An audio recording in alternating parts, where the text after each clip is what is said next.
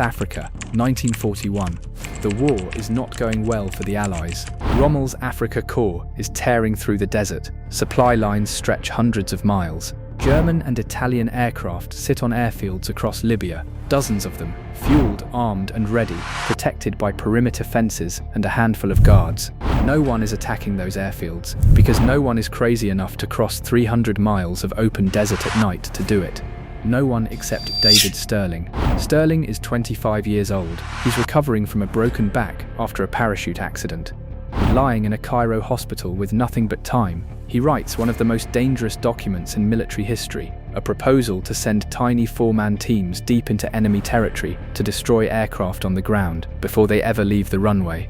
The British High Command calls the idea suicidal. He ignores them. He literally sneaks past security, walks into the office of the Deputy Chief of Staff, and drops the document on his desk. They give him 60 men and tell him to prove it. He does.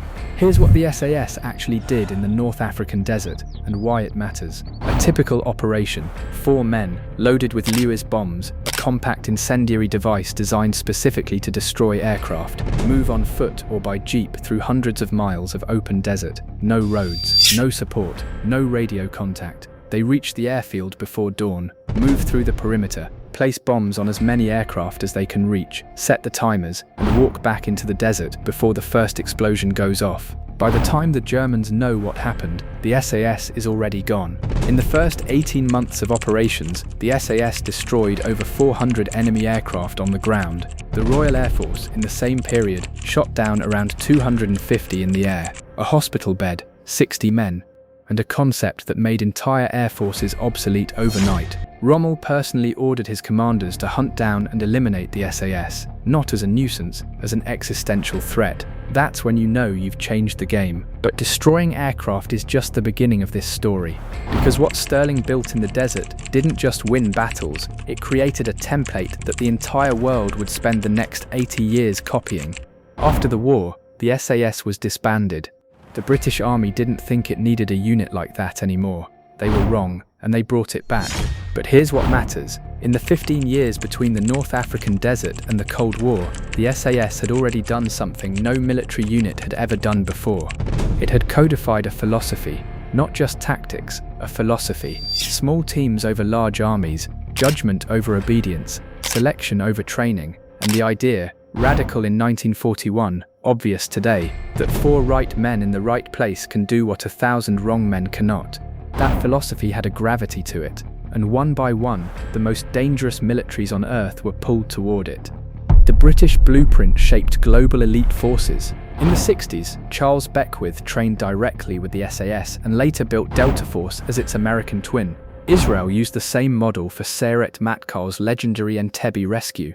Australia and New Zealand kept the exact structure and the motto, "Who dares wins," while Germany called Hereford instructors to build the KSK from scratch. And deeper than any of that, DAEVGRU, Marcos, the unit you've never heard of in a country you wouldn't expect. Every Tier 1 unit on Earth traces its doctrine back to the same source, the idea that a small group of precisely selected, deeply autonomous operators can achieve what armies cannot. An idea born in the sands of 1941, built to last in Hereford, England. But a unit can have all the right philosophy and still fail when it matters most. What made the SAS legendary wasn't the desert, it was one night in London, broadcast live to millions of people, that proved the model worked in the modern world. April 30th, 1980, 11:30 a.m. 6 armed men walk into the Iranian Embassy on Prince's Gate, London, and take it by force. 26 hostages, 6 terrorists, and a demand: the release of Arab prisoners held in Iran. For 6 days, police negotiators work the phones, food goes in, some hostages come out, the sick, the elderly, but the situation is deteriorating. The SAS is already staged in a building next door, watching, listening, acoustic sensors planted in the walls, building an exact replica of the embassy's interior to rehearse in. This is what most people miss about Operation Nimrod. The 11 minutes of action came after 6 days of obsessive preparation. The SAS knew the floor plan. They knew where the terrorists moved. They had memorized every room, every staircase, every window. Day 6, May 5th, evening. A gunshot from inside the building. Then another. A hostage body is thrown out the front door. The negotiation is over. At 7:23 p.m., live on BBC television, the order is given.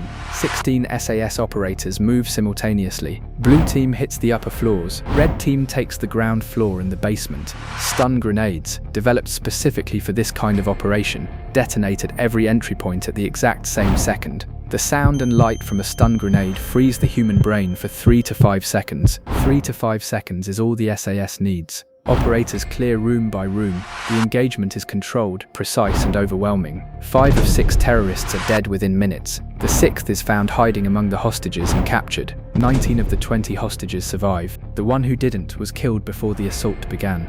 The SAS loses no men, and 40 million people watch it happen on live television. That night, the world learned 2 things. 1. There is a unit in Britain capable of things no one else can do. 2. They've been doing it for 40 years. The Iranian Embassy siege made the SAS famous, but the regiment kept moving, quietly, as it always had. But here's the thing about the SAS legacy that no classified document can hide. Every time you see a special forces unit anywhere in the world, the black kit, the small team, the breach and clear, the hostage rescue rehearsed until it's automatic, you are seeing an echo of 60 men in the North African desert who decided that the way war was being fought was wrong.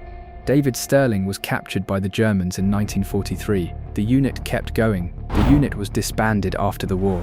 It came back. It was classified for decades. It became the most imitated military force in history. DAVGRU, Delta, Sayeret Matkal, SASR, Marcos, KSK, different names, different flags, different continents, same DNA. Who dares wins? 3 words. They sound like a slogan, but inside them is an entire theory of warfare and a quiet challenge to every soldier who ever lived. Daring isn't recklessness. The SAS spent 6 days planning 11 minutes of action.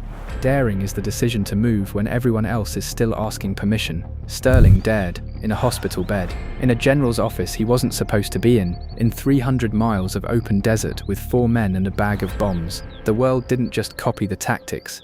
They copied the courage to try something no one had tried before. Who dares wins.